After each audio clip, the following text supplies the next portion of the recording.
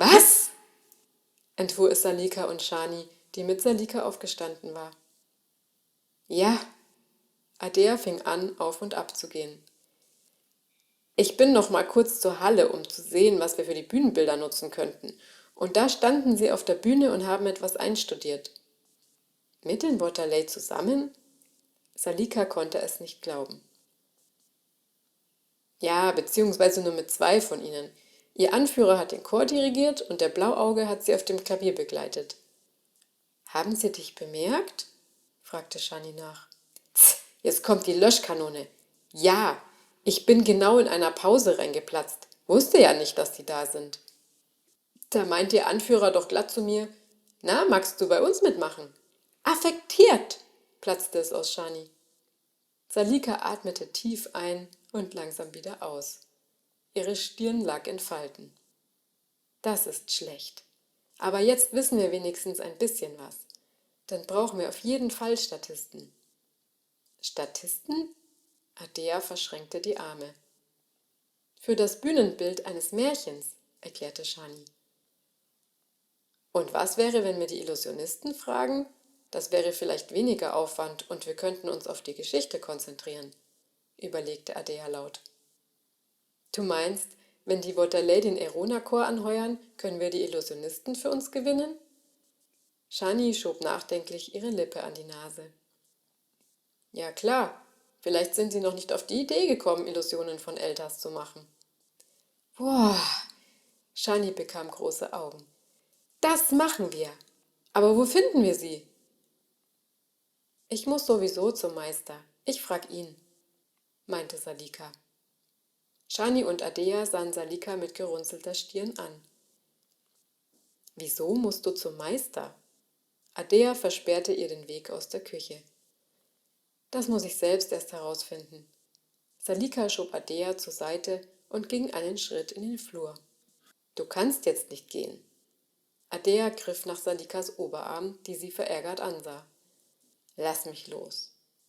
In ihrer Stimme schwang ein unheimliches, rauchiges Krächzen mit, so dass Adair sie augenblicklich losließ. Was ist dir gerade wichtiger? Etwas ungehalten verschränkte Adair die Arme. Der Wettbewerb ist heute. Der Meister ist morgen auch noch da.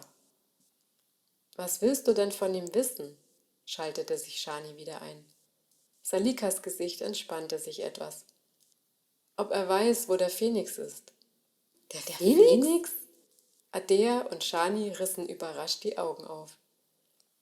Die Feuerfeen haben mir etwas von Mama gezeigt. Hat sie euch mal was von ihrer Begegnung mit dem Phönix erzählt? Salika fing an ihrer Lippe zu zupfen. Ihre Schwestern schüttelten beide den Kopf.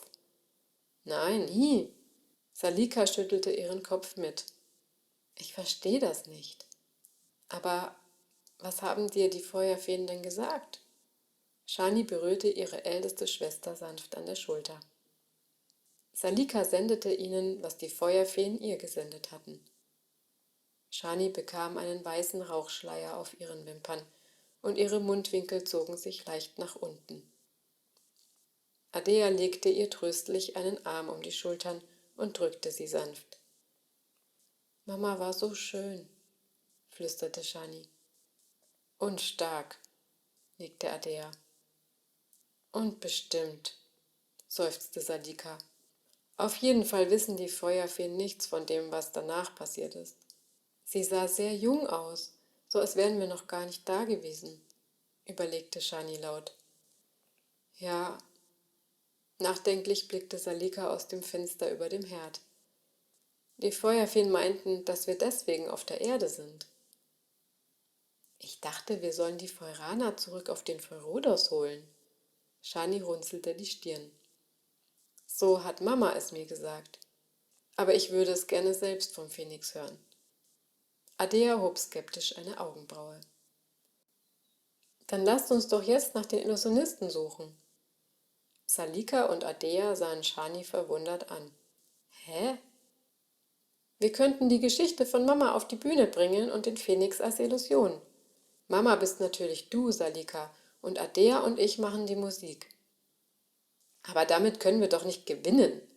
Adair zog ihre Augenbrauen zusammen. Shani schützte kurz die Lippen und dachte nach. Müssen wir das denn? Wir würden uns für ein Jahr binden und falls der Phönix etwas anderes sagt? Wieso denkst du denn, dass er was anderes sagt? Salika lehnte sich an den Türstock. Weil du selbst an Mamas Auftrag zweifelst. Das gibt mir zu denken. Salika holte tief Luft, atmete aber wieder aus, ohne etwas zu sagen. Ihre Schwestern richteten ihre erwartungsvolle Blicke auf sie.